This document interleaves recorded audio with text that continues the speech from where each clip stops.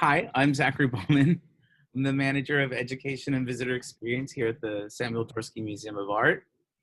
I'm really excited to welcome the curators of the exhibition Dos Mundos, Reconstructing Narratives, Juanita, Lanzo, and Stephanie Lindquist, who will moderate today's talk with three artists in the exhibition, Yu-Chen Chiu, Laylah Amatullah Barrayn, and Anthony Hamboussi. I just want to quickly thank the staff at Infoco, the organization really responsible for this exhibition. This show will travel to other SUNY museums and galleries in the future. So if you're not able to see it at the Dorsky, keep your eye out for other locations. I also want to quickly thank Bobby Esmark, whose generous support through the Esmark Creativity Project made possible the programs we've hosted in conjunction with this really excellent show. And then I'm going to toss it right back over to Juanita and Stephanie and the artists who you're really here to see today. Thank you so much for joining us.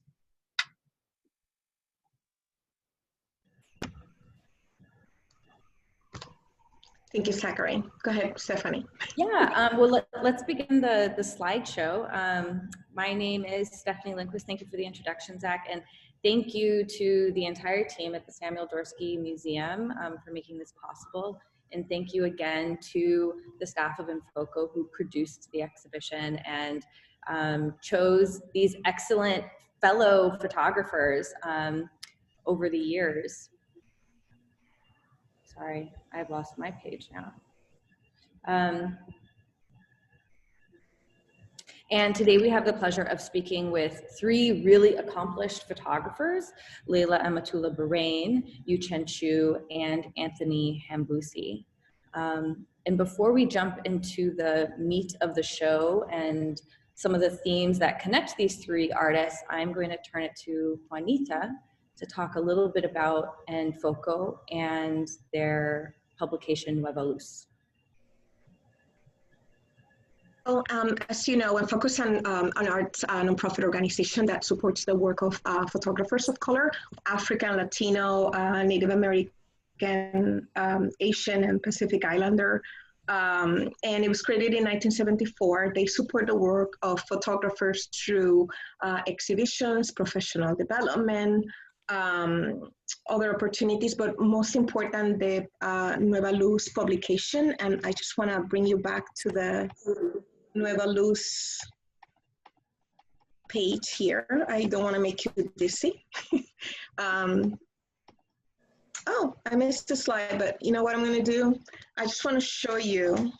I don't know if you all can see me because I'm sharing my screen, but we have our Nueva Luz publication is Nueva Luz 24/2, and it's actually a catalog where the works of the 12 artists featured in the exhibition are here presented. Nueva Luz is published twice a year, and the importance of Nueva Luz is that it advances and promotes the work of photographers.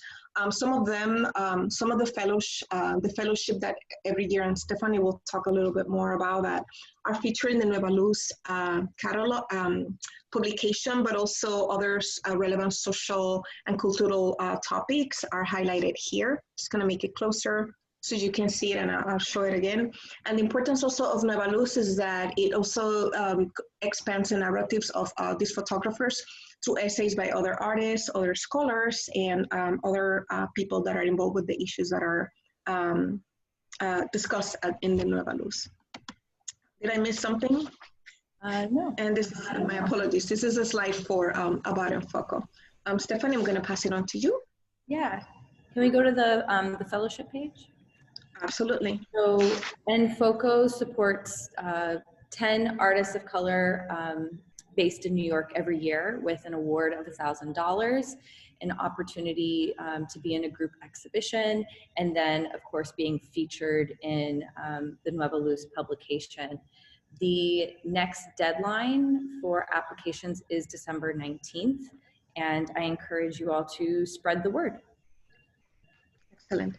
Another way that Infoco supports work of photographers outside of exhibition, in addition to the Infoco Fellowship, is also a new grants program for artists that are expanding the lens-based photography that includes video, film, and where there's a hybrid of these. I included the link here on the slide so you can, and I'll include it in the chat so you can check this wonderful opportunity. The deadline, as you see, is approaching is January 11, 2021.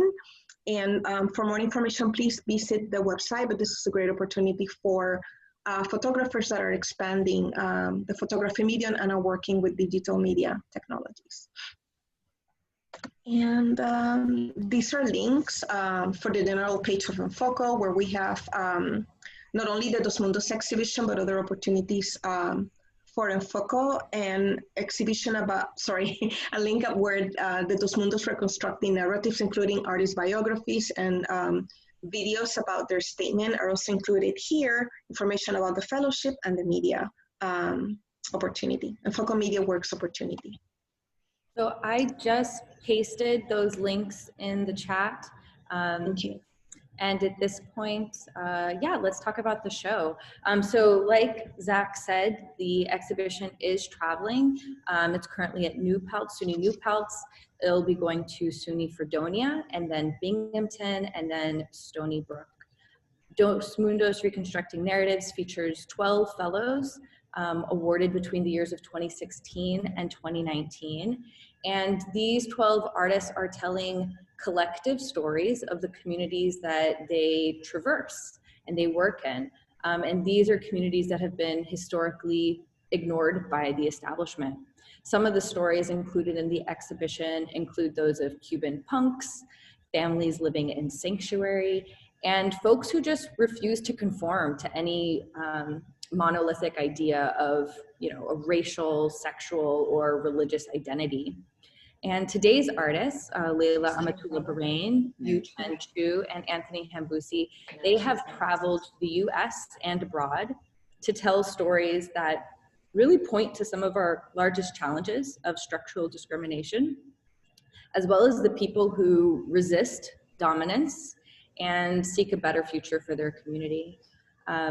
And in the slideshow, you will see images from the exhibition, but we've also asked the artists to send us a few other images to expand the conversation. And I encourage you to hold your questions until the end, but please save them in your mind. So yeah, without further ado, we will begin with our questions. Great. Thanks, Stephanie, for that great introduction. So I'm going to start asking a question, and what you guys can do is that I'm going to ask the question to all three of you. I'm going to start with Laylah, move to Yu-Chen, and then to Anthony. And my first question is like, what perspective do you bring as an immigrant or traveler? Excuse me. Okay. I can't see myself, but hello, everyone. Thank you for having me. I am honored to be here. Thank you. I'm honored to be here, and I'm most definitely honored to be in the Dos Mundos exhibition with some fabulous and amazing artists and amazing thinkers. So my perspective is always shifting because I'm always open to what the present is, to the present moment that I'm in. I never, decided on something, because especially if I'm in a place that is new to me, then I have to be open. And if I am calling myself a storyteller, calling myself a student and a photographer and a documentarian, I most certainly have to have that kind of openness and listen, because what I am essentially going to do, I'm going to record what is happening. I'm engaging with community. I'm exploring these identities and these different constructs that are in front of me. And it's ultimately going to be a collaboration. So the perspective that I bring is an open one. I'm open. That's what I would say. Laylah, do you mind telling the audience where you've traveled, some of the places you've photographed? Well, okay. So I've been interested in religion, specifically Islam, and specifically the approach to Islam that is Sufism or Tasawwuf. And so that looks very different in different parts of the world. So, so I focused my travels on places where I knew that there were communities engaging in Sufism. And of course, I'm interested in the African diaspora, the Black diaspora. So Senegal, Mauritania, Mali, South Africa, Tanzania, Egypt, UAE, Oman. So those are the places where when I am there, I'm interested in the different cultural expressions of Islam. So that's where mainly I have been focusing on my exploration of religion. Thank you, Laylah. So maybe I can post this question unless I left something out. Thanks, Stephanie, for asking a follow-up question. So how about you, Yu-Chen? What perspective do you bring as an immigrant or as a traveler? Mm-hmm. So I think, first of all, I just want to say thank you for Samuel Dobsky Museum and Foco, and also Juanita and Stephanie to, give me this opportunity. Very honored to be part of the exhibition. And it's just also very pleasant to, to be showing my work with the other 11 very talented artists as well. Just want to thank you the first. And regarding to your question, I think as an immigrant who came to the United States by myself, I come into telling stories about migration and belongings. So I think the constant cultural conflicts and the state of searching for myself and home definitely influenced my creative choices. So I would say I would like to bring my outsider's perspective and tell hidden stories about human migrations. Thanks, Yu-Chen. Where were some of these images that we're going to be taken? Can you say a little bit about that? Just briefly. We're going to go in depth, but just to kind of create a context. Yeah. So today for this, you will see the images was taken in Texas and Arizona. And this one's from Brooklyn, New York. Oh, this last one? Okay. Yeah. This one. Yeah, this one was taken actually recently. And this from Texas. This okay, sorry, let me. Yeah. So basically, the photos the audience will see today would be from Florida, from Texas and New York. Thank you so much, Yu-Chen. I'm gonna repeat the same question for Anthony, and I will ask Anthony, what perspective do you bring as an immigrant or as a traveler to your work? Hello, everyone. So yeah, I'd also like to thank you for having me. It's a pleasure to be here. And as an immigrant or traveler, so my idea of the perspective I bring is, as Laylah said, I try to keep myself very open, but of course my perspective comes from my upbringing, my background, my understanding, coming from a working class background, and also growing up in a place where I watched the my own family members suffer a lot of indignities, being immigrants, being different, speaking a different language, going to schools in predominantly,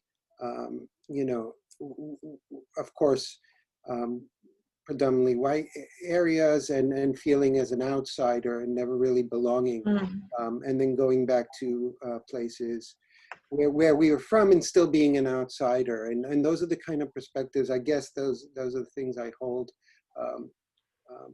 and you know, as I'm looking, as I speak, through my photographs, or as I'm looking to make images, I'm always thinking about those are the perspectives I have, you know, that's where I'm coming from. Yeah, I mean, it's yeah, that's it. Thank you. No, thank you. So I would love to jump into some of the series that we're showing right now, and ask you all how you form relationships with your subjects, or do you? So actually, since we're here on Laylah's, why don't we begin with you, Laylah? I know that one of the really beautiful things you do is interview your subjects to capture some of their story. So yeah, tell us how do you form relationships? Well, I mean, the interesting thing, I just want to kind of say something about the language, right? So subjects and capturing, you know, Mm-hmm. I don't use, I used to use those words, but I don't use them anymore because I think there's, for me, like this, I feel, you know, I have a different, trying to say how I feel, but I like different words, right? So there are people in my photograph. So they are most certainly people, and they are a subject, but they're people first. So I like to say that. And I like to form relationships with them.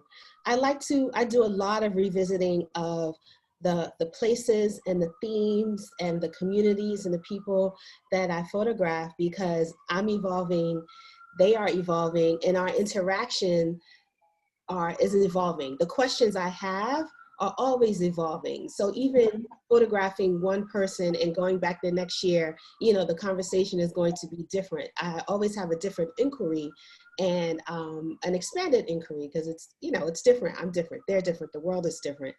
And so, so I make it a point to do that. Everything is, you know, we're all students of life, and life is moving and it's living and it's changing. So, wait, did I answer the question? I feel like I'm rambling. You did.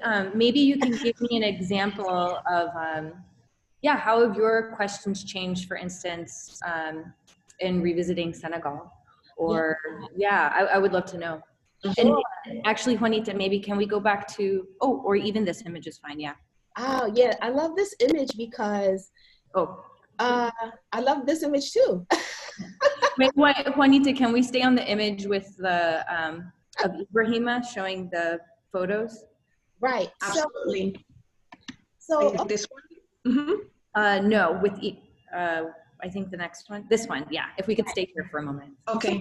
when I first got to Senegal, I was a student. I was in my early 20s, and I was interested, of course, being a person of African descent, being on the African continent, because I had learned so much about the different histories of the different countries. So when I first got there, I just had very general inquiries about where I was, the specific histories of liberation of Senegal, and all of the different movements that came out of it, you know, like Negritude movement, Senghor, Sorry.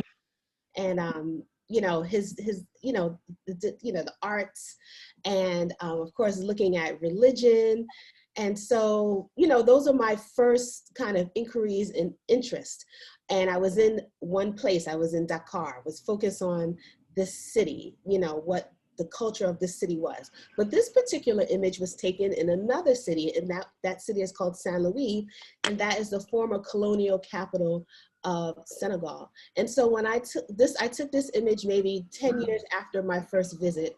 And when I took this image, I didn't know much about Saint Louis. I didn't know much about it being a colonial capital, and I didn't know much about how photography was used as a colonial tool. So when I got there, I started to explore the culture of the city, the history of the city, and of course, with it being a colonial, former colonial city, there were enormous archives that were there. So then I began to become interested in the archives there, the photography that was there. Who was doing the photography? And I learned that, of course, there were archives from the colonial photographers, and then there were archives from the African photographers, the Senegalese photographers who had set up studios there. And then I learned about how people were interacting with those different spaces, you know, with colonial photographs, of course, you know, people in those photographs that had little to no agency at all.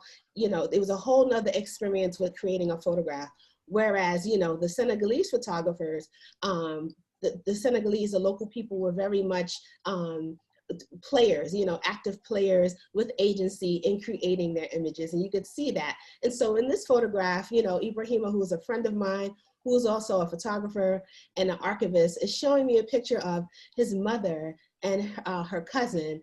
And this is taken in Saint Louis in a studio.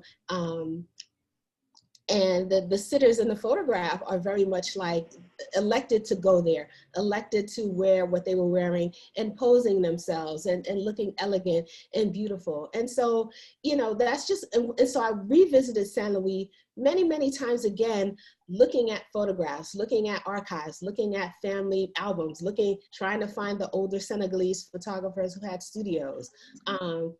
You know, many, many things. So those are just two kind of, in a 10-year span, what I was interested in then and what I'm interested in now, so. Thank you for that, Laylah. I also really appreciate you speaking about language and how these are people and not subjects, so thank you for that. Yeah, no, thank you. And Anthony, I'd love to turn to you now, and maybe we could look at an image from Surfside Gardens, Juanita. Anthony, I understand that you worked in a center at the Surfside. Oh, and maybe actually, can we go to the playground image, maybe? The Or this one, or unless you have a preference, Anthony. But I would love to hear about how you formed a relationship with this community over time. I mean, my relationships with communities that I photograph, I mean, they vary from project to project. This particular project with the Coney Island housing projects, I started working as a teaching artist for the New York City Housing Authority back in 2005. And I started doing art projects with kids and seniors as well as teenagers in the community centers. And I've actually worked in all the different community centers in Coney Island. And at some point I exclusively worked just in Coney Island. I've worked in many housing developments across the city, but getting to understand the environment and what I'm photographing has a lot to do with the deep relationships I formed with the children and their parents, and the community center was a really, it's a really, like, it's a nucleus of the community there. You know, it's really a lot of things happen there, and getting to know the children and the parents, and a lot of the younger, teens, and even the elders, the seniors, getting to know everyone, helped me really understand what I was looking at and understand how the environment impacted them, and what they were dealing with on a daily basis. Learning about how, like, one in every 2-3 children there had asthma, because of the conditions they lived in, and learning about what it takes to go get fresh vegetables and fruits when all that's available are liquor stores and storefront churches, and it's a very, very specific Main Street kind of layout that's and what is afforded to them, so getting to know the community and spending time. I worked with the community. I worked there for 10 years, till about 2013, about 8 years, and then continued photographing and visiting for a number of years. But but for the first few years, I never expected this to be a photo project. It just happened to work where I was just photographing. I would bring my camera with me before I was doing my workshops, and I would, you know, photograph, and I would also photograph the community. I would give them pictures. I mean, my workshops were photography workshops, so so I would work with the children that way, and then, you know, it just developed after looking back at what the images were, and I thought it was something that needed to be seen, you know. People look, you even type in Google Coney Island, and all you're going to see is a Ferris wheel and you know, a lot of, you know, mermaids and things like that. But you know, the truth is there's a large community there that is in the shadow of those things, of the myth of Coney Island, who receive none of the kickbacks of all the, I would say, the developers coming in and all the different, you know, schemes that have been concocted to you know, to develop Coney Island over the years, you know, and the residents get none of that. They get more oppressed by that, if nothing else, you know. More surveillance towers go up, more police, you know, presence that keeps them, you know, regulated to, you know, outside, not to leave their spaces, you know. Really, so yeah, the relationships develop, and you know, of course I'm, even though I develop these long-term relationships, I still see myself as an outsider, and you know, I photograph, I do some portraiture, but I never present that portrait. I haven't shown that portraiture in a public space, and the portraiture I share with them, you know, it's with the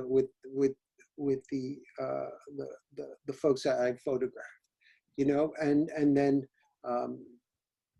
otherwise most of my photographs don't have people in them, but it has the conditions of that, you know, that the landscape, the racialized landscape, you know, and what has sort of created this continuing cycle, you know, of how it continues to be neglected. Thank you for your answer, Anthony. Oh, you're welcome.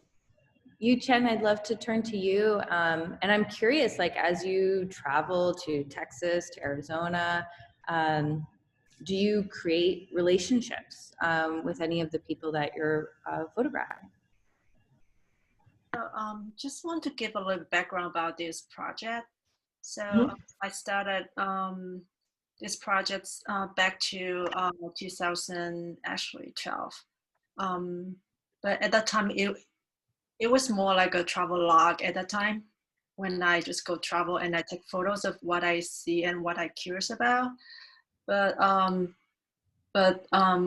as I got my green card in 2015, so I started to question myself about, you know, what American means to me.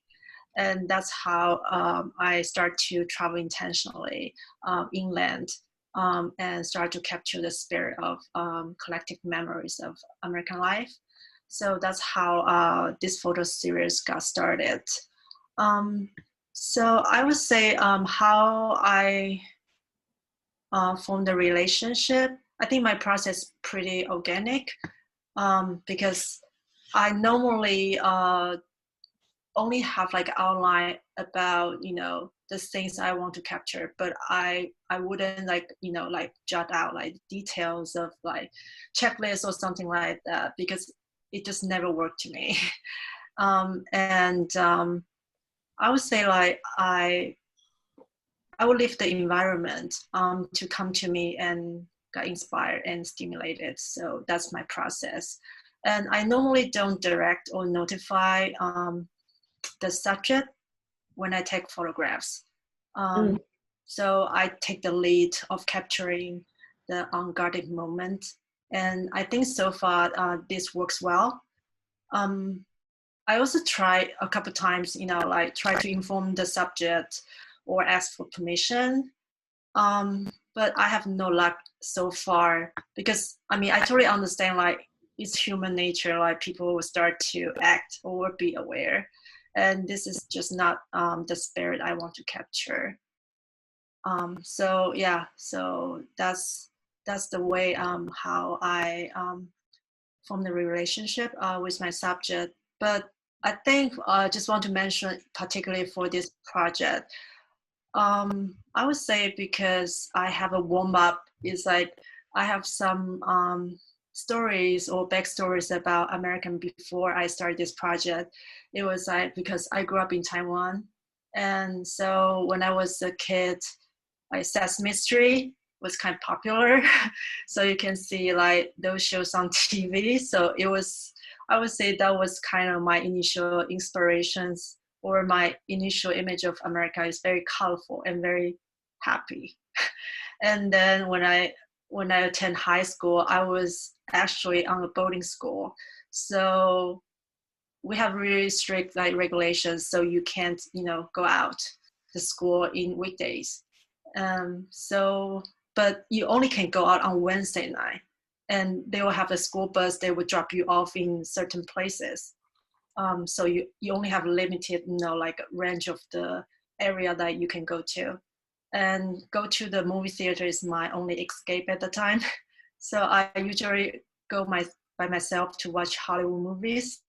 So I think one of the things that, like forms my memories or my understandings about America or United States is from the Hollywood movies as well.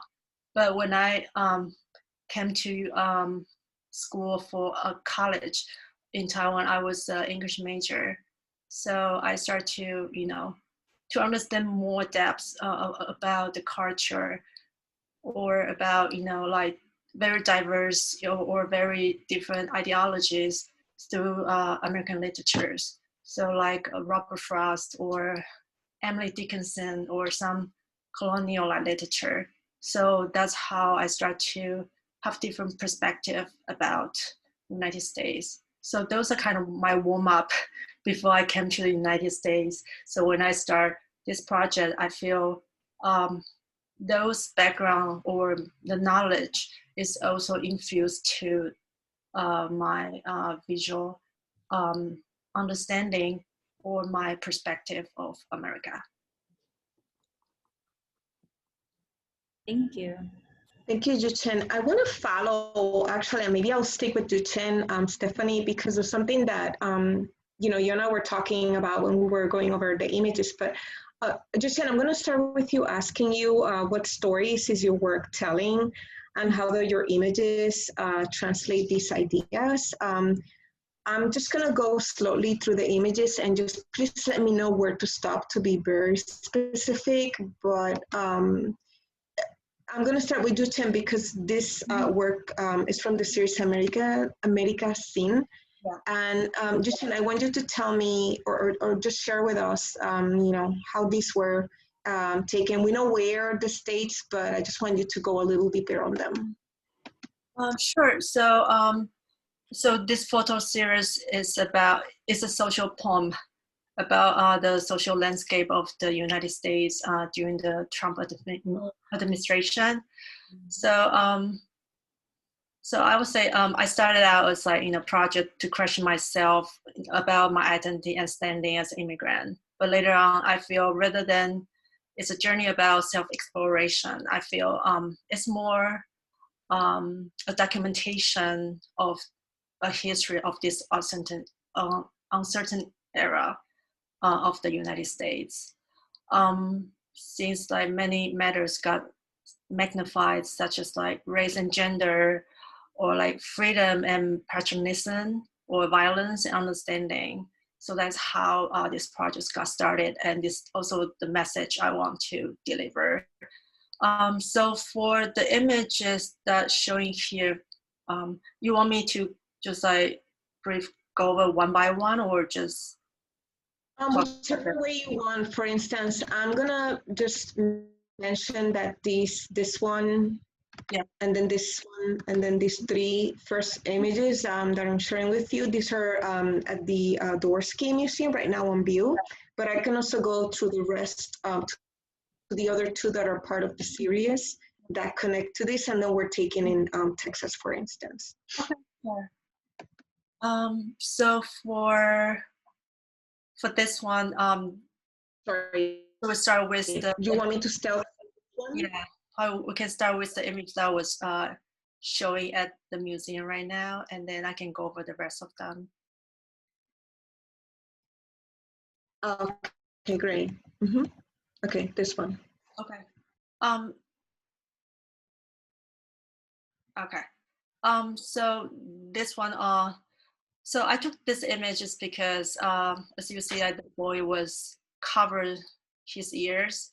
So I feel like this kind of, representations of like trying to avoid the domestic violence. So yeah, so this is what I feel, like at that moment. So I captured this image. And also I have the other image is also taken at the same place. But for me, it represents like different meanings. Yeah, so it's this one. So actually, these two images taken at the same place is like a family-friendly shooting range in Arizona. Yeah, it's like a tourist spot. So for this image, I feel it's kind of interesting because when I see like the tips, jar, you have an American flag and next to the gun. I think it was just kind of surprised to see this because it just make me feel like it seems like people are embrace the violence in a way. Yeah, but it was just more my personal thinking about that. But at the same time, I also want to capture that image because I feel like I would like to extend, like my conversation to the audience. So that's why, as you see, like all my images, they are more like an open dialogue. Yeah. And for this image, it was like it's a couple sit next to each other on a ferry. But as you see, the background seems like you can't really tell like what's in the backdrop. So it's kind of mysterious, like surroundings. But this like couple, they sit next to each other, but they seem unrelated, or it seems like they are focused on different emergency. Like the female was really focused on just like on looking into the map, and the male was kind of looking out of the window. So so it just make me feel like it's what I feel like, like what we are in right now. It's like we're in kind of like you don't really know where we stand, and also like people kind of like related but unrelated. Yeah. What about this one, Yu-Chen? What can you tell me about? What can you tell us about this one? So this one is taken in the State Fair, Texas. So for me, I feel like this one. So I'm just give you a little background of what's going on, just in case some people feel like not really understand what's going on there. So it was a woman who is grabbing like a $1 bill for like a promotion game at the State Fair. So I took these photos is because when I see from the outside, and you can see there's a reflection of like the back, but also those like $1 bills like flying out, and she was really trying hard to grab this, but seems like not. She's doing pretty well, right? It's like almost full. Yeah. So for me, I feel it also is kind of representation of like what we are right now. It's like, we are kind of living in the chaos. You can really see, very clearly like what's going on, and we are trying to grab whatever we can. It probably can be money, it can be status, or it can be security, something like that. Yeah. Yeah, I was actually moving what is interesting is that with the reflection at first, I didn't notice how she's trying to grab these dollar bills here. It reminded me of the scratch and win in urban places, so it has a connection to that. How about this image? So this image is also taken in Texas. It was during a rodeo show. So for me, the first thing is a female. Do you call it a female cowboy or you call cowgirl? I don't know. How you say it. But it's like a female like figure who's doing like the national anthem. And the second thing is that she's bowing her head. So for me, I think it's kind of self-explaining in a way. So that's why I take these photos. And also like the center focus is on her. And you can see there's a little bit like spotlight on her as well. But nothing feel very cheerful or very inspiring in a way for me. Yeah. So I took this. Yeah.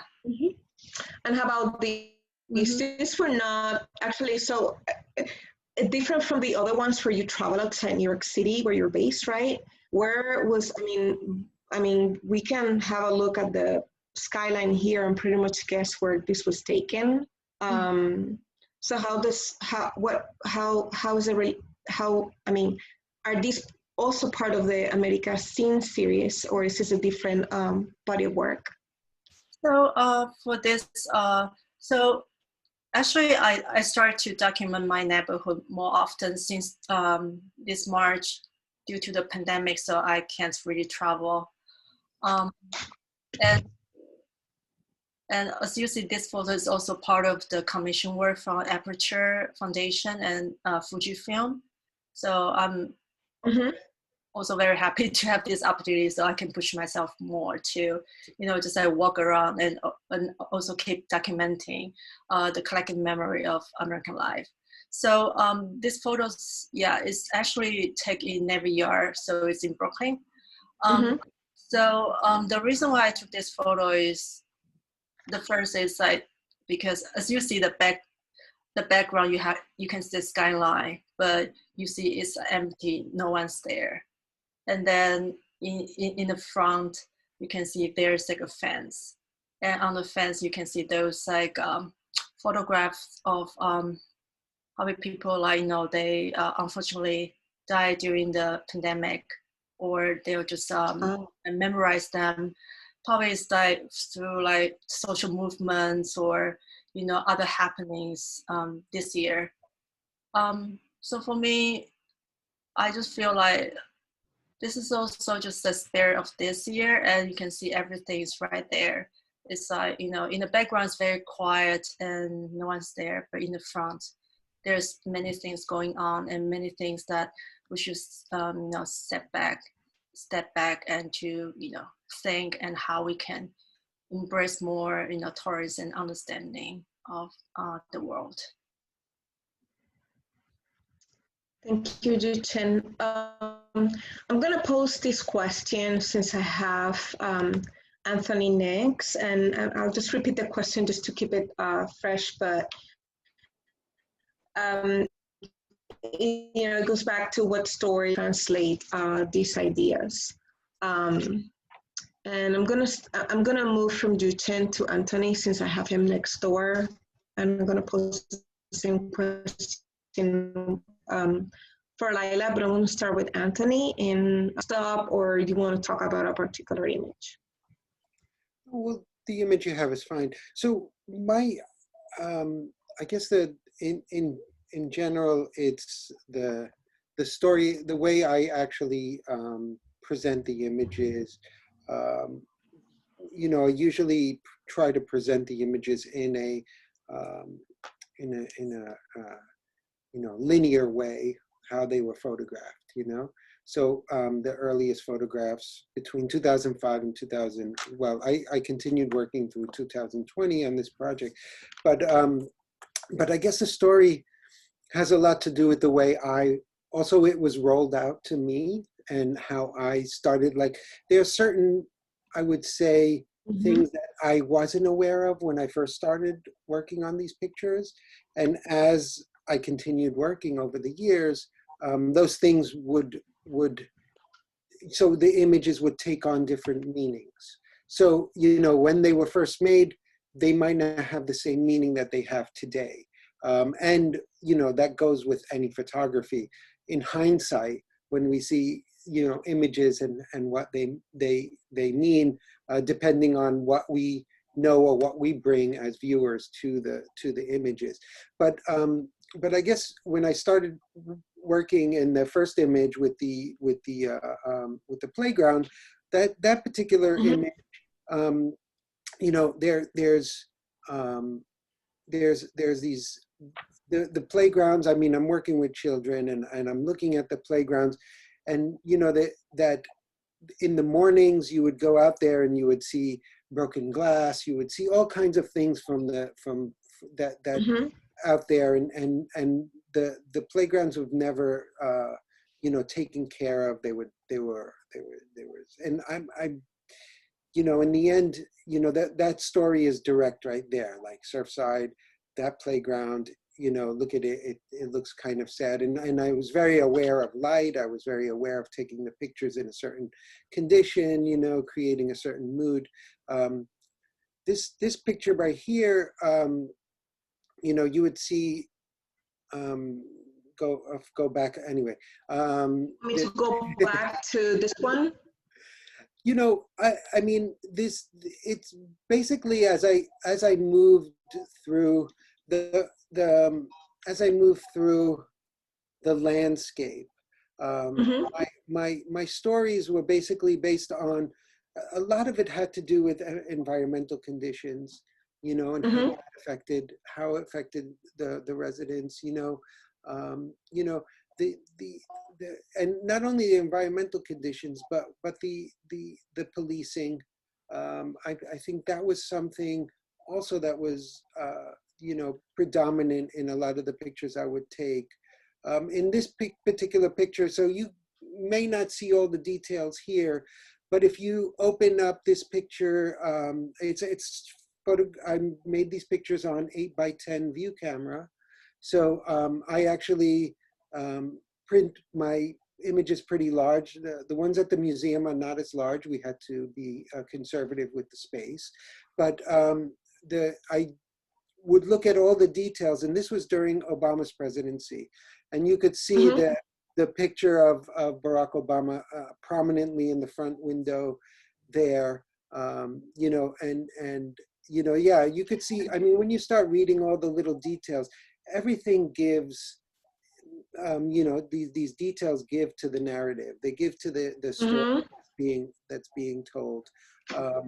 You know, and again, the story is not, it's kind of open-ended, because I assume that the story will take on a new meaning in the next 20 years, for example. So I'm very interested in creating archives as well, you know, and the archive, you know, is where, you know, these could be immediate, and they could be for the here and now.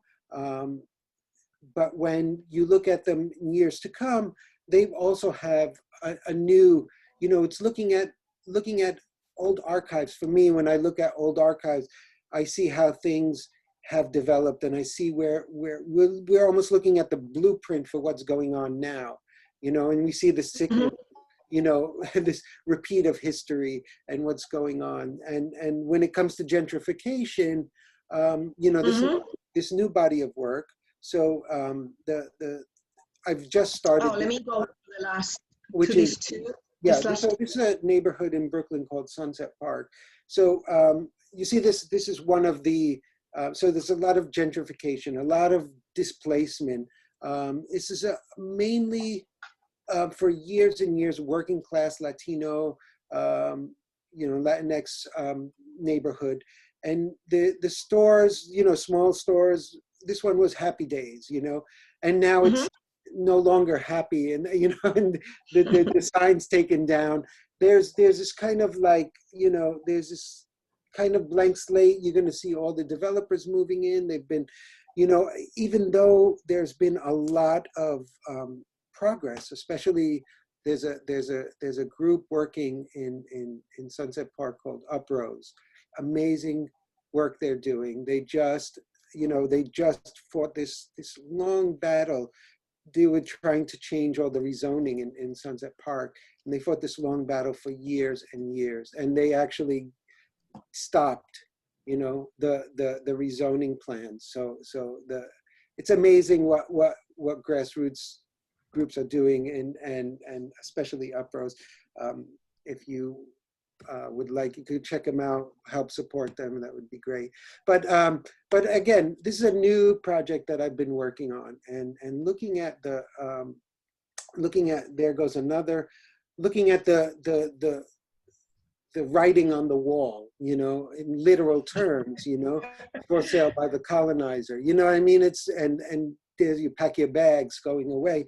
You know, there's really a struggle, and there's really a fight going on, you know, for the working class, for the people who've lived there for years, for generations, who've built this communities, and now, you know, they're fighting for their lives. They're fighting for a chance to continue surviving, you know. So hopefully my pictures are telling those stories. You know, they're helping use the narratives the way I'm trying to focus on them. I mean, again, I'm not focusing so much on the people, but the stories are about the people, because these are the places they live, you know, and these are their stories. You know, this is a new project, so I'm just starting, and again, how you say I develop relationships, just take it a step back.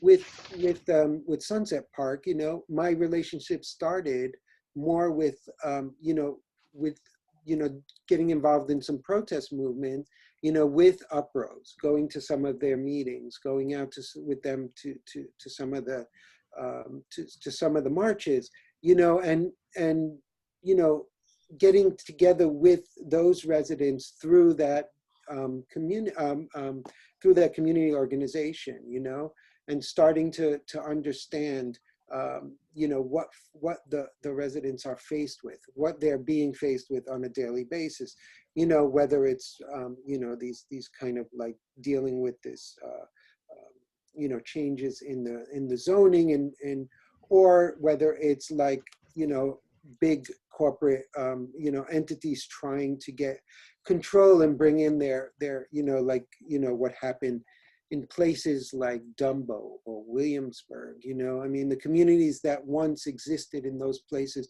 have been completely pushed out, you know, and what's going on in, you know, other places. And I don't know too many places outside of Brooklyn, because I'm here in Brooklyn, but I'm sure it's happening in the Bronx, and I'm sure it's happening in other places. I'm sure it's happening in Harlem and plenty of places. But what I'm looking at Brooklyn, because that's my, you know, that's my, where I live and where I've grown and I know intimately. So yeah, so the stories I'm trying to tell are just that. And if the pictures, like I said, those stories may change in time. They may change. Thank you, Anthony. With the history that comes out of it. Okay, thank you. No, you know what happened? You froze for a moment, so it may be my internet connection. So I heard silence, and I thought I got disconnected. No, that's good. Thank you. Yeah, no, that's it. Well, no, I was just thinking of Brooklyn, and the reason why I fast forwarded, or I moved to the beginning of the slideshow, is that I know this image from Laylah was also taken in Brooklyn, and you know, just to circle back to that question, I want to ask, you know, this time to Laylah. I know that, you know, the answers are not the same, but it's interesting how all these connecting threads relate to one another. And this picture is taken here in Brooklyn by Laylah, and I just want to ask, you know, what stories in her work what stories her work her work is telling, and how are these images, how are, you know what, let me read from my page. How do your images translate these ideas? So I'm going to post these two questions for Laylah. And we're going to stay in Brooklyn. What stories is your work telling, Laylah, and how do your images translate these? Thank you. Well, just to be quick, because I know we're running out of time, and I'm actually on assignment very soon. So, yeah, all of my work is personal, and they're explorations. Can you hear me? Okay. I can hear Yeah. you. For a moment, I froze. Okay. I lost you. Okay, no problem. So as I was saying, most of my work is personal. They are explorations of themes that I've been interested in as a woman of African descent, as a Muslim. And so I'm always looking to explore and amplify personal and collective narratives, from the African diaspora. And my work really looks at intimacy, it looks at beauty, it looks at faith and religion. I've been interested in memory. I've been interested in the idea of belonging and community, as I mentioned before. I'm interested in archival practices as they relate to memory and evidence of being here and doing that type of work. Expression of identity, I've been interested in that, particularly as a person of African descent. And I believe that like the retention of culture and the expression of identity has been the reasons why people of African descent have survived the Middle Passage and survived in the New World, and have been able to explore, have been able to evolve in that sense. So I think that culture is a very powerful tool. And I think that, we all know that because of the efforts that are put forward to suppress culture. So, I'm interested in that, introspection and liberation, just to be quick. No, actually, that was amazing. And I love hearing, I was listening to the audio, but I just want you to tell us a little bit more about this connection of of Majeda, who she is. Right, Majeda. It just ties back to what Anthony was saying. Yeah. Sorry, I didn't hear the last two words you said. Oh, yeah. So, yeah, it just relates to this connection and kind of breaking bread and that relationship that you have with your subjects. I just want to hear more about Majeda. Right. And I'm sorry if I'm mispronouncing her name. Yeah, it's okay. Her name is Majeda. But, Majeda, I knew her. I think we've known each other for about 20 years. This is in front of one of the masjid, the mosque, that are in Brooklyn that she goes to and I would frequent when I was younger. And so this is a site that I have revisited. I've known Majeda for a long time. I respect her. And she's actually someone, the mosque secretary. So a lot of people lean on her. She's an organizer in this community. She does, she takes up a lot of initiatives to support the community, whether financially, socially, just a person who is present in the community and does a lot of work in making sure that everyone has what they need.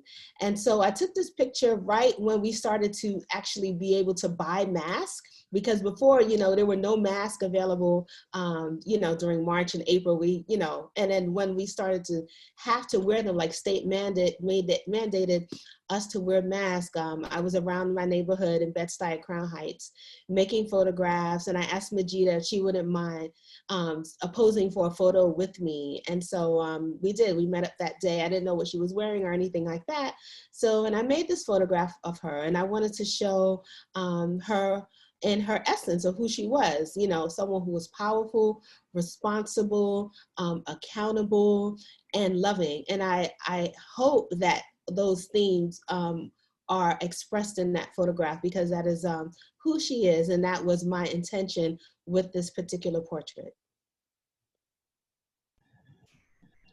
So Laylah, I'm gonna stick with you because I know you're You're on assignment for this last question. And I would like to know, what are some of the myths that you're busting with your work? I mean, when I look at it, I see just like a really wide diversity of people. So I'd love to hear you talk about that. And then also, you know, you and Anthony talked about the archive. And I know outside of your individual practice, you're also part of the Kamoingi group, and you have also been really active in your creation of the M phone. Am I saying that correctly, or do you say? Fun. Yeah. So yeah, I'd love to hear you talk about the myths that you're busting and the archival work that you are also creating, not just researching. Well, you know, I was raised to be a very proud person of African descent. So all of my work kind of stems from that kind of pride.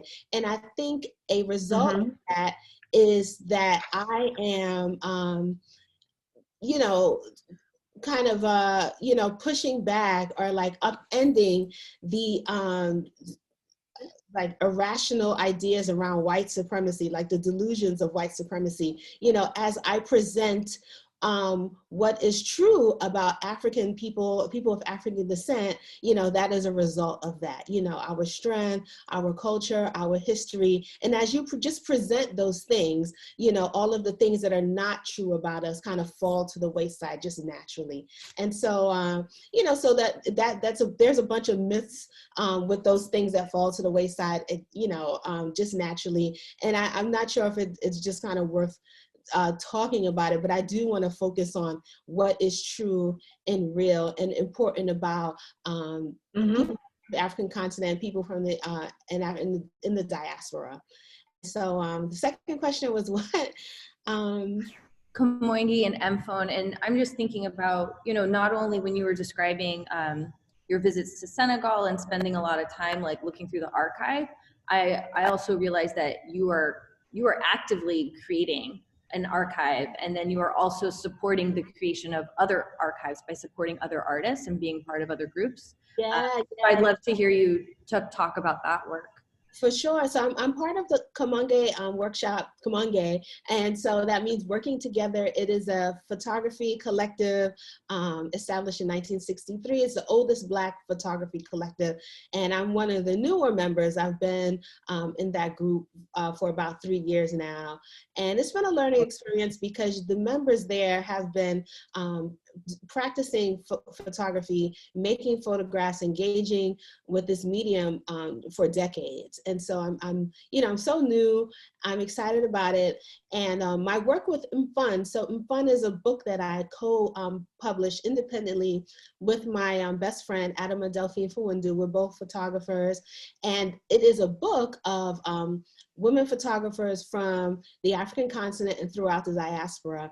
And we wanted to do that book because, of course, there was only one other book that focused on Black women photographers, and that's called Viewfinders, and it was published in 1986, and it featured 40 Black women photographers, and that was it. So we decided that it was important to have another book exist in the world that supported Black women photographers and put that work out into the public. So that our book includes 118 photographers from 27 countries.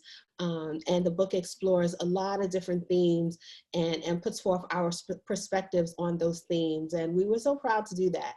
And so, yeah, so that's pretty much it, you know, with the book in the archive. Thank you so much. Thank you. Yu-Chen, I'd like to turn to you right now. You spoke about your perspective of the US when you were in Taiwan.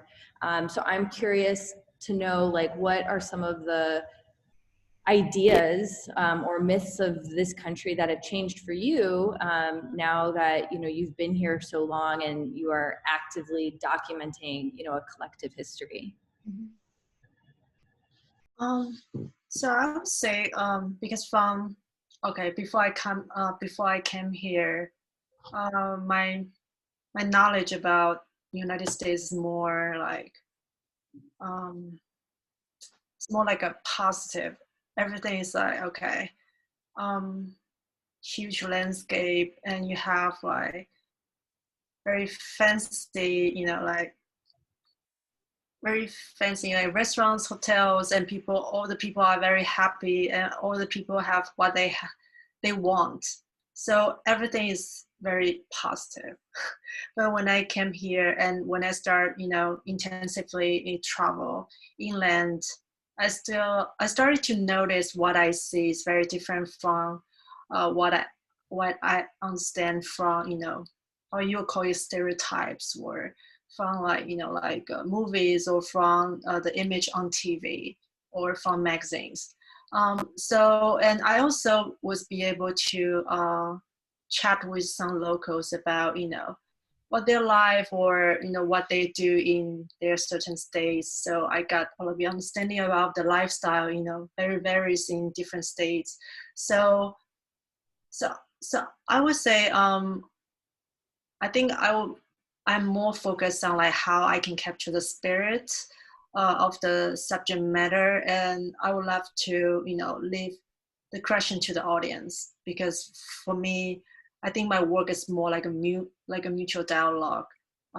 So I want to invite the audience to like join my journey, and they can see for themselves, how the divided emotions in the United States come together and in search of the American dream. Yeah, so that's more like an intention, and how I kind of my reception of American was like a transfer from like when before I came here, and then after I come here. So does it answer your question? I hope so. Yeah, thank you, Yu-Chen. Sure. And lastly, certainly not least, Anthony, I'd like to ask you the same question about what myths your work is busting. I mean, when I look at your work, I do think about the racialized landscape, and I guess maybe to dig into it more, like what are you, you also talked about how, our perspective of these images will change with time. I guess I'd like to know, what are your hopes? What are your deep hopes for these images? And maybe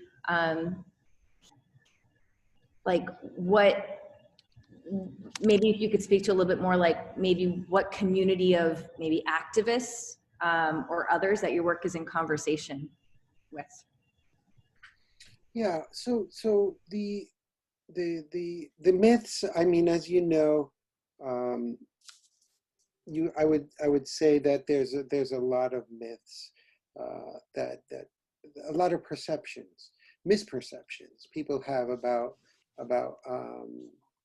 New York City's housing projects, and about what I mean, my understanding is very different. Like I said, I'm an outsider, even looking in and getting to know and trying to develop relationships, and being sort of, I would say, being respectful, trying to understand while creating the images. I'm also trying to, I'm trying to keep my space open. So of course I'm influenced as well by ideas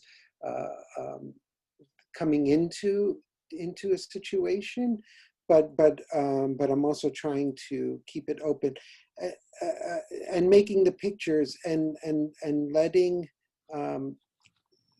the picture develop over time in my own perception as well. So the more I read, the more I speak to people, the more I understand, the more my perception also changes. So what ultimately I want the work to do, I still don't know, right? But what I do know is that there are a lot of there's a lot of immediate and necessary change that needs to be like pushed up against, which is like, the pictures hopefully act as a form of resistance to that. because as I said, like when I was getting into the Sunset Park pictures, I'm first coming in and dealing with talking to a group that's pushing up against and resisting, like the myths. People are coming in and saying, well, you need us because we're going to give you a better way of life. We're going to build luxury housing, and we're going to make we're going to make your life better. Meanwhile, the whole, the cycle of racialization, I mean, you don't even need the player, the racist player anymore. It's just that what's expected. I mean, I one day I'm devastated from hearing a 7-year-old girl telling me, well, I know that they think we're bad, and not bad in like Michael Jackson bad, bad like, and I'm just like devastated by thinking that a 7-year-old could even have that perception, that like the world is looking at her as a bad person, and like, so hopefully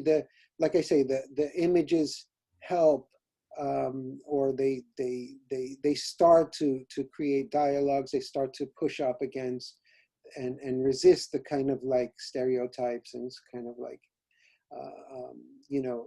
the racializing, and understanding that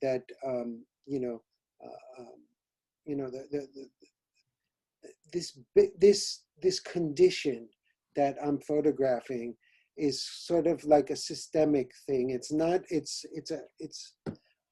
I mean, it's almost, it's almost like designed, when I think about the work that I've done in some other neighborhoods, and not as projects, but photographing and seeing that there's this kind of like, let it get to a point, we let it get to a point where they need to come in and help us, where they need to, sort of let it get dilapidated.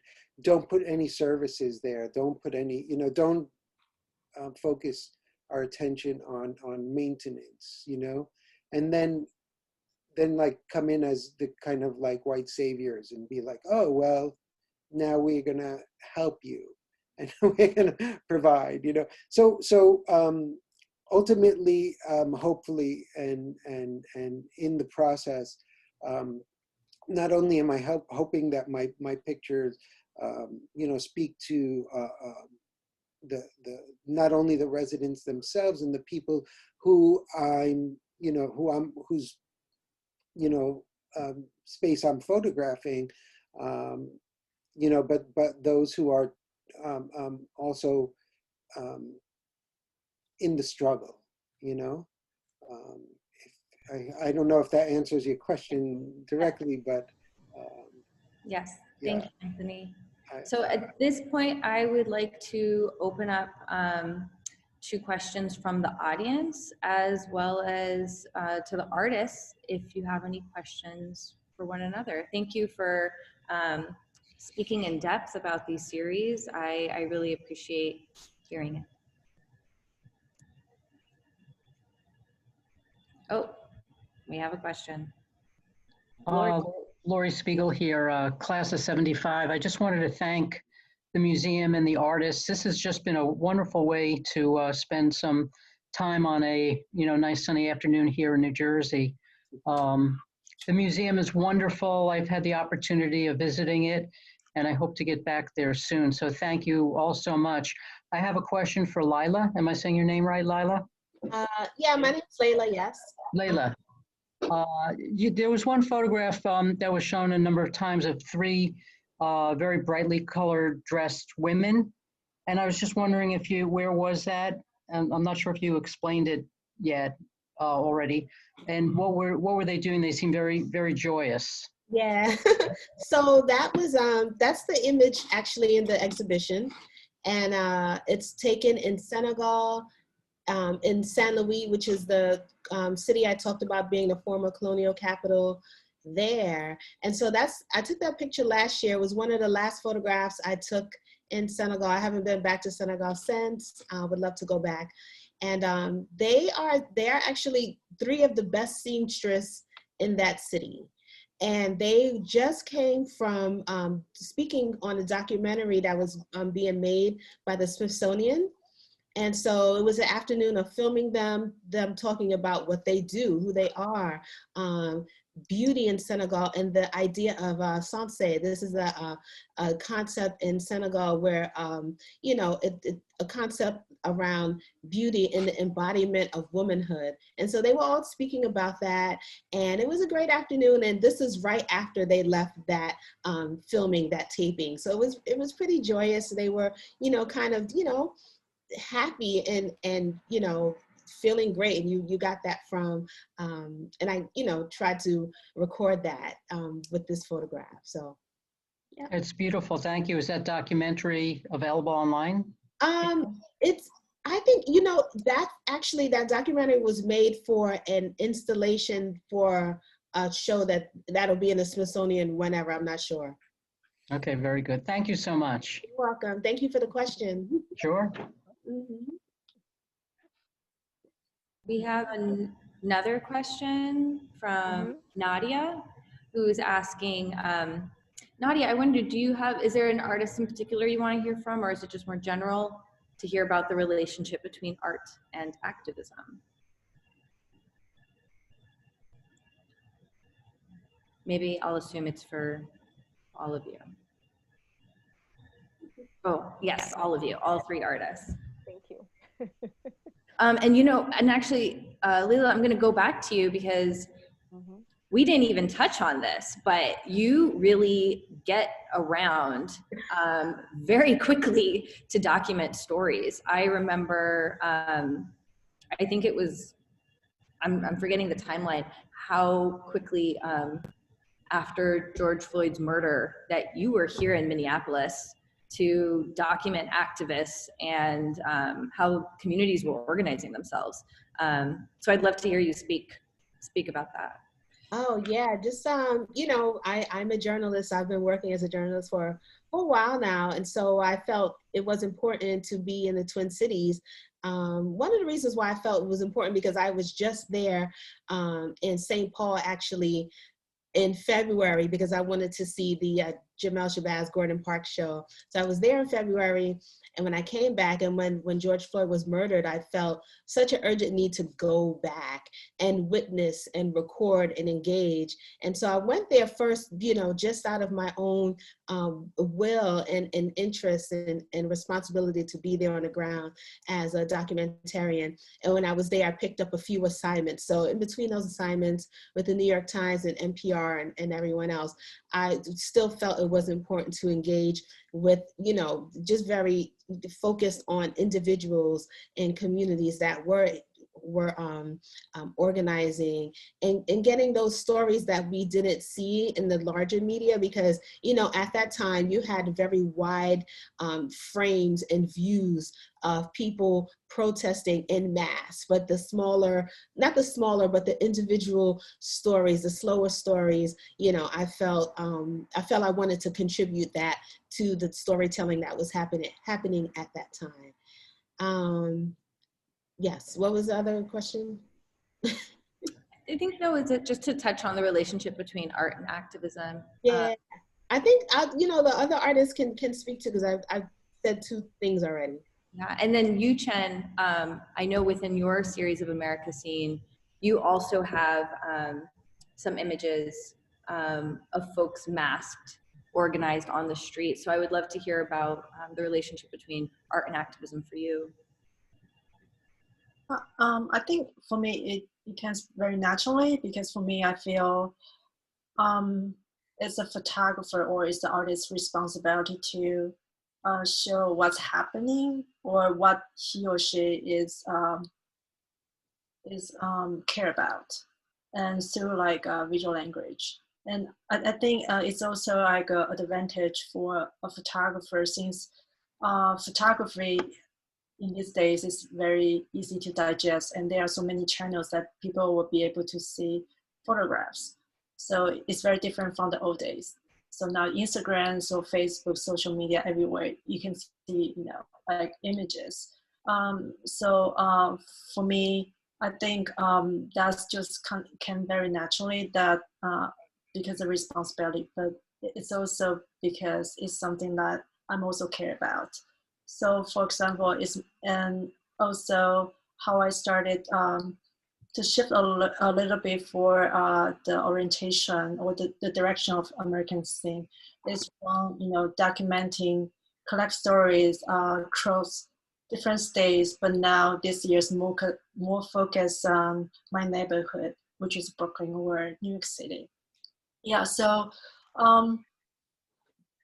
it's just very interesting to see the progression and how things or historical events can progress in my neighborhoods, and how people they are very engaged, or they are very concerned about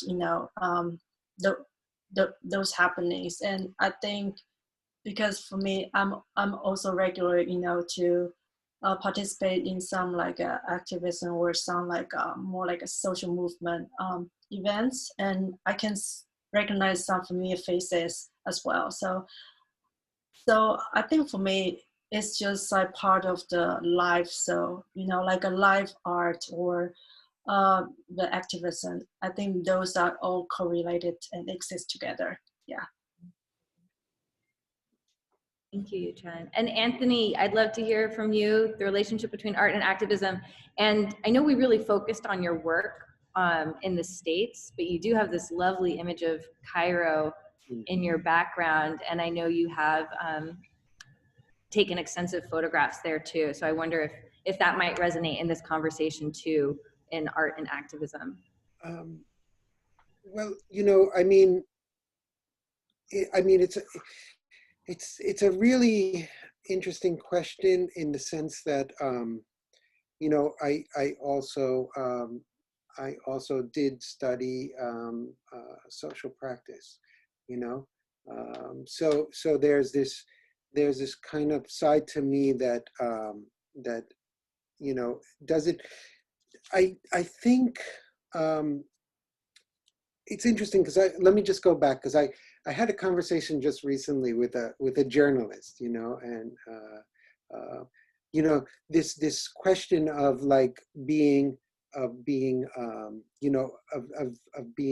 completely objective and not taking sides and this kind of thing, and then my question to her was, well, you're going under the assumption that the news media is also objective, which is not true to begin with, So I think there is no real sense of objectivity.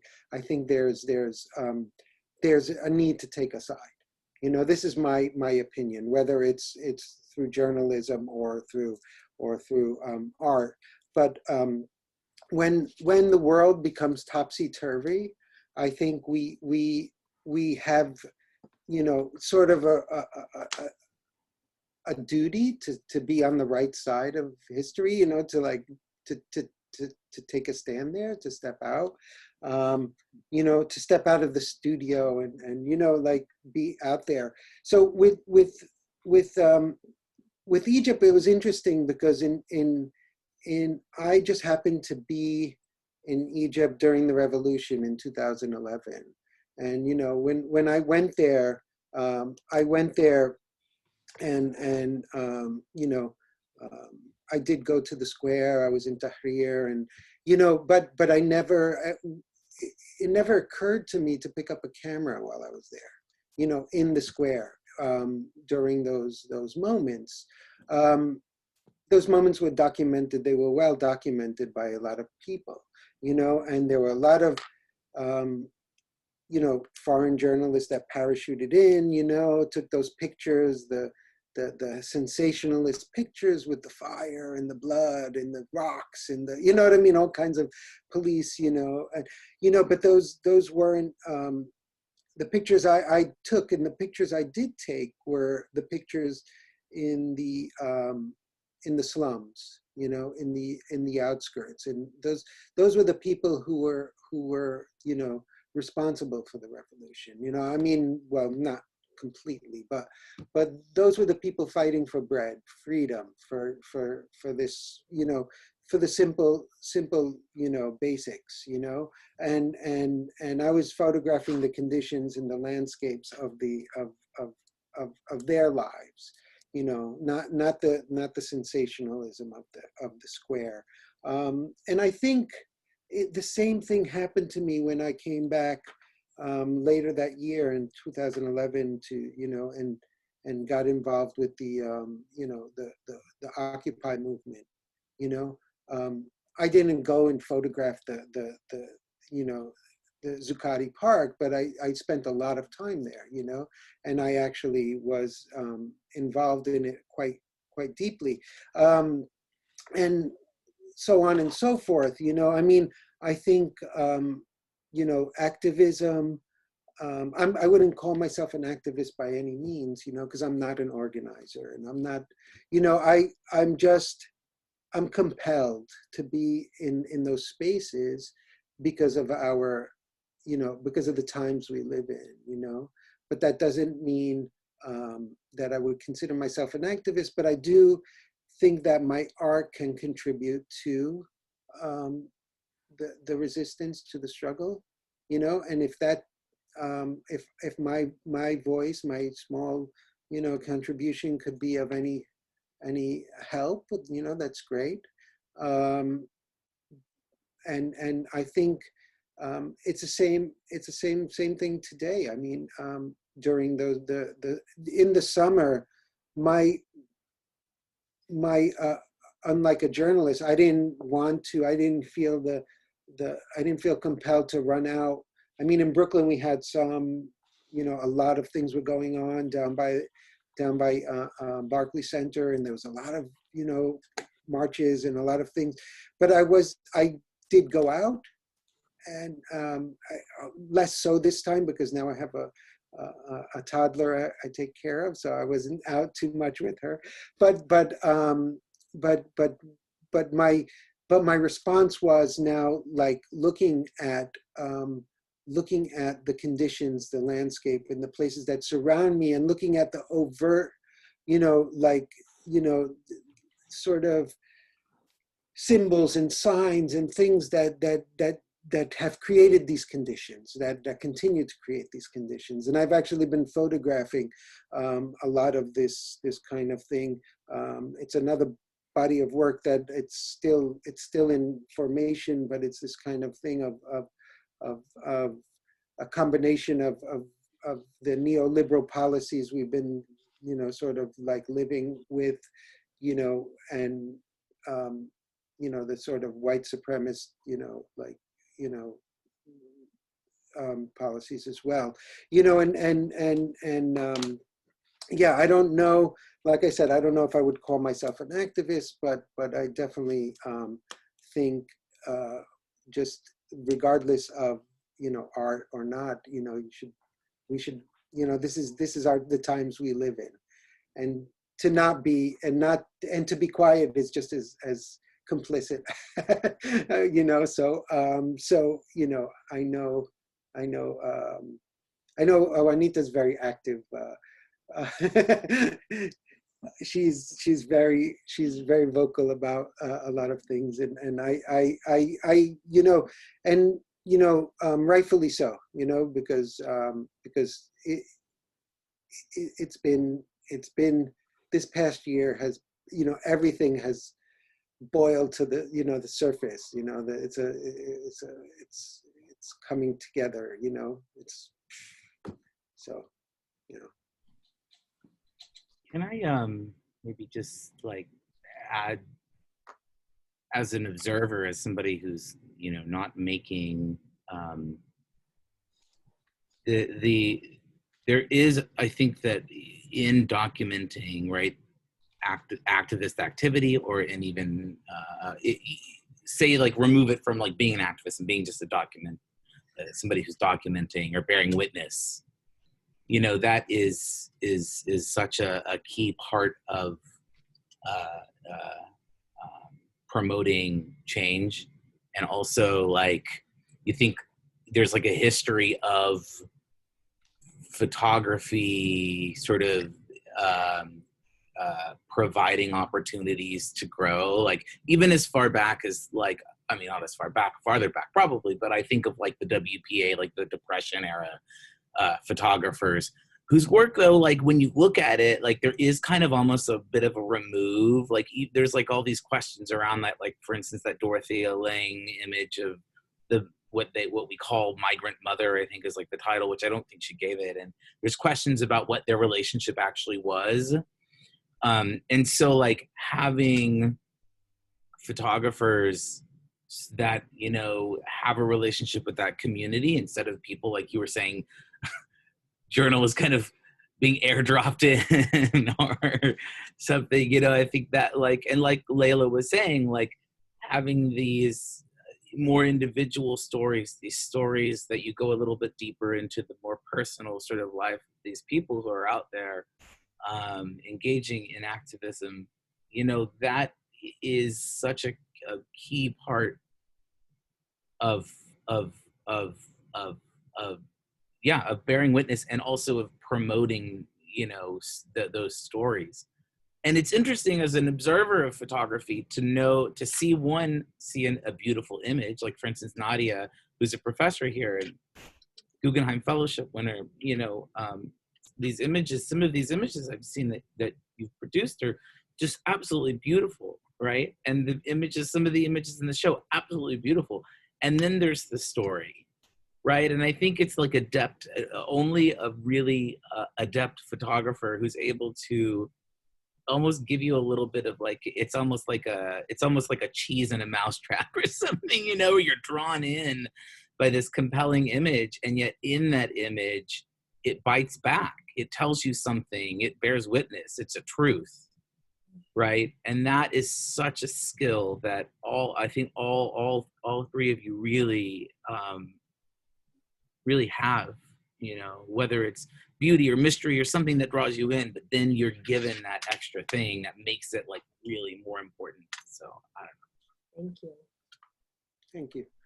Yeah, and I by no means was trying to say that bearing witness and being in the thick of it was any less. You know, I mean, I agree with you that, you know, being there and documenting and witnessing is very important. You know, what Laylah was doing, going deeper, I think is really important too as a journalist, and having also the question of representation being, you know, in place, you know, like who's taking the pictures, you know. I think that's really important too, you know, because like I said, they're in, you know, there's a sensationalist kind of view. There's a very specific, you know, I think stereotype and an image that people assume, you know, and the Arab Spring was all about, you know, but there was a lot more that wasn't available. You know what I mean? In this day and age, you know, with cell phones, I think we do see a different side with this idea of representation. But still, the news medias love the stuff that sells. You know, they love the blood. They love the sort of like, you know, the more sensationalist the image is, the more you know, it's gonna, you know, push their agendas, because I think they do have agendas. You know, I don't believe that news medias are completely objective and neutral. I just don't believe it. You know, I don't believe it, especially when the New York Times was pushing for, you know, us to go to war, you know, with, you know, in 2003. I mean, it was, you know, they were actually, you know, behind. Anyway, let me get off that. Go ahead. And lately you have had these really cool posts where I think you were talking about a journalist, a woman, maybe one of the first female photographers for the New York Times. Am I wrong about that? I feel like I'm remembering maybe not correctly. I did a post and an interview of the second Black woman photographer, staff photographer at the New York Times, Michelle Agents, and she was, I really love her. She's a great friend of mine, and I love speaking to her. She has a lot of amazing stories, and I wanted to share one of the stories from her life when she covered some of the uprisings from the Yusuf Hawkins trial in the late 90s, in 1989. And I posted that on Instagram. A lot of people didn't know about her or her story or anything like that, including, you know, some of her colleagues at the paper. So I thought that was important. But one thing I wanted to say about parachuting in and journalists, I think it's extremely important for journalists, especially if you're parachuting in and you're not from a community, to really examine your ideas about the people and the communities that you're photographing. Because I think that the ideas that you're holding on to, specifically if they're negative, it comes out in the story, it comes out in the photograph, and it comes out in the way you move through those communities. And so I think that's step one, because I've quote unquote parachuted into communities on assignment, but I left myself open. You know, I was there to learn. I was there to understand where I was.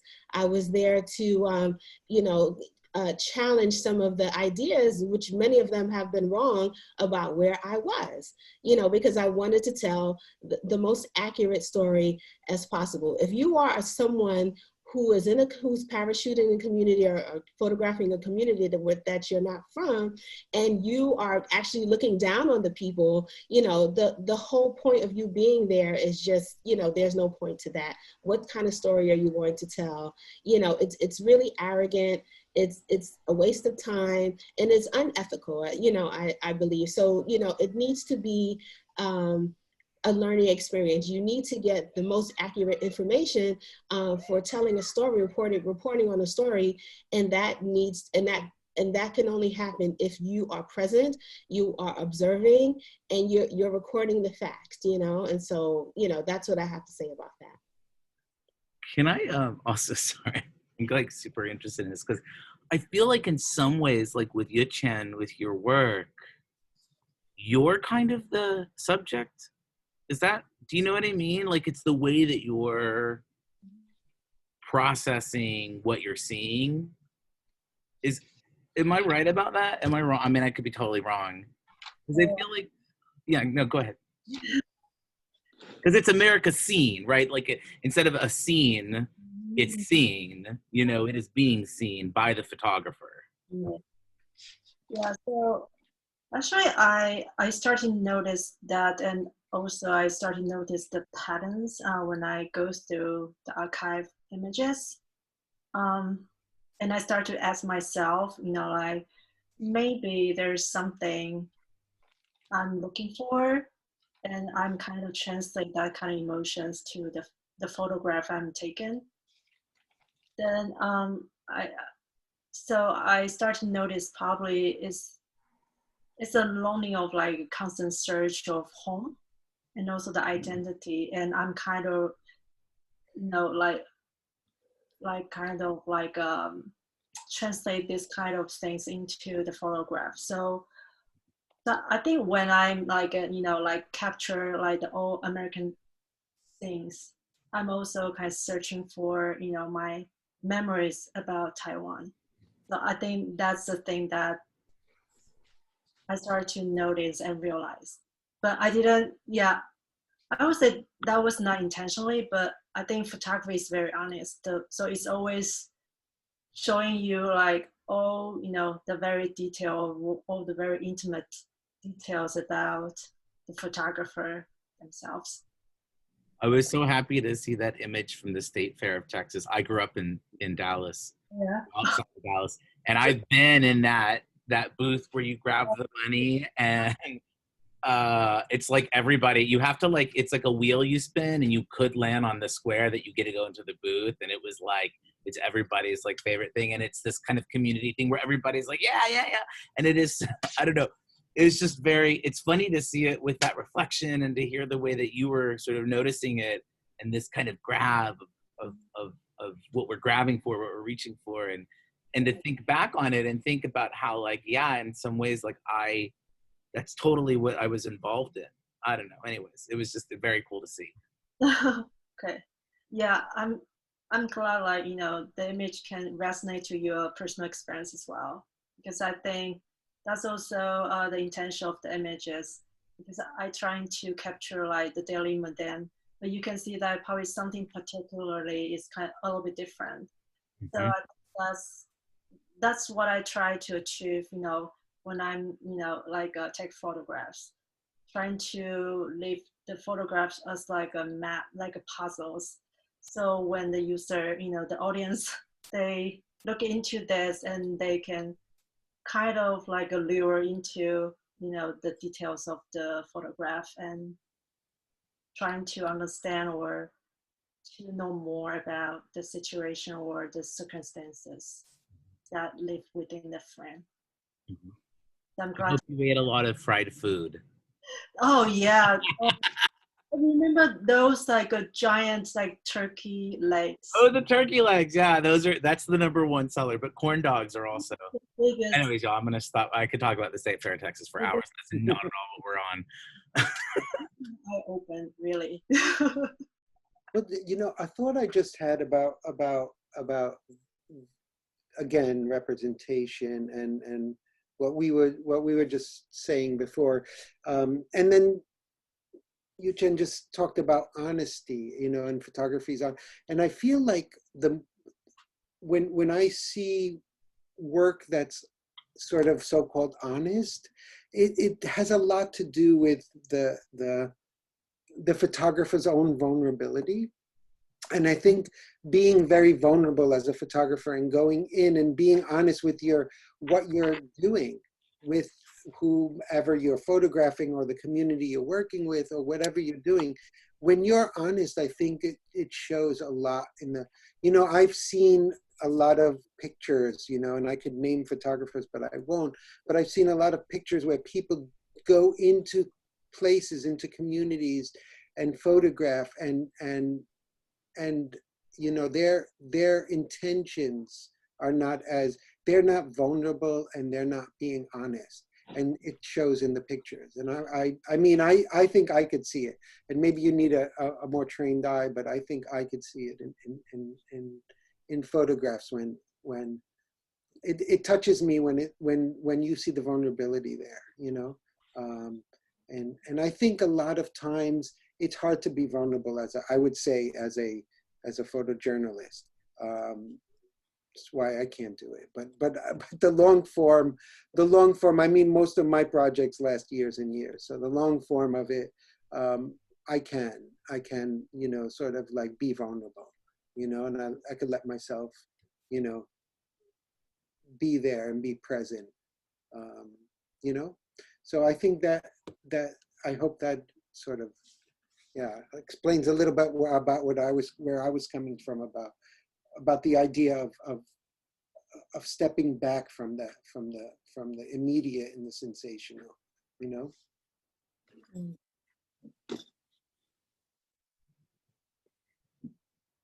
Exactly. Thanks, y'all. It's so great to get more information about your work and really hear it from your own voices. I've just loved this show. The students have loved the show. People have really been spending time listening to the artist's statements, spending time with the work, and it's been, you know, great to share it with visitors, but especially with students here at SUNY New Paltz, to sort of expose them to all of these sort of different ways of looking at community and looking at identity and looking at struggle and looking at joy. And I mean, there's just like all of this stuff in the show that is really, really spectacular. And Stephanie and Juanita, you did a really great job of putting it together, and we're so lucky to have had you involved.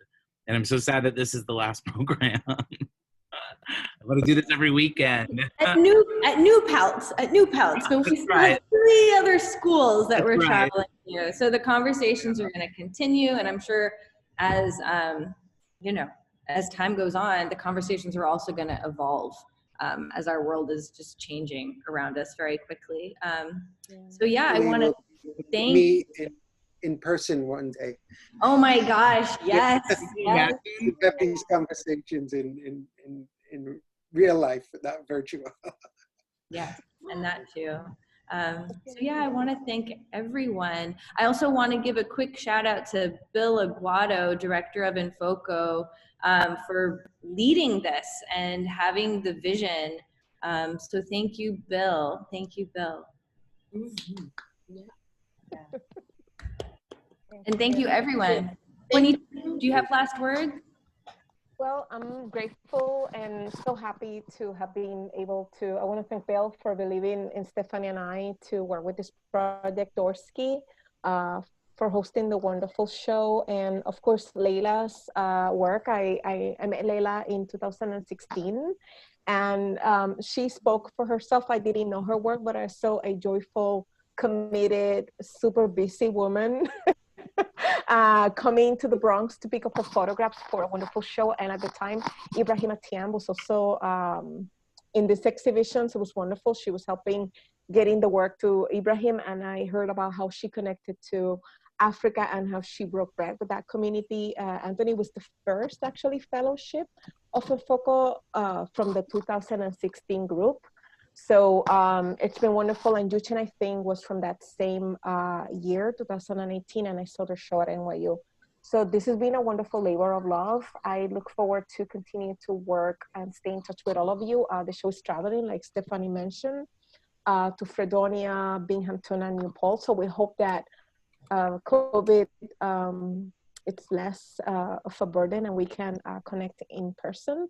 And someday meet. I love to meet Yu-Chen in person someday, but we've been in touch over the phone and through her wonderful exhibitions. So I hope to connect one day. But I'm very grateful that this happened and it happened now. And I also love the consistency of our commitment to our ideals and how we see the world and how we don't have to change that. We're just open to the conversations evolving.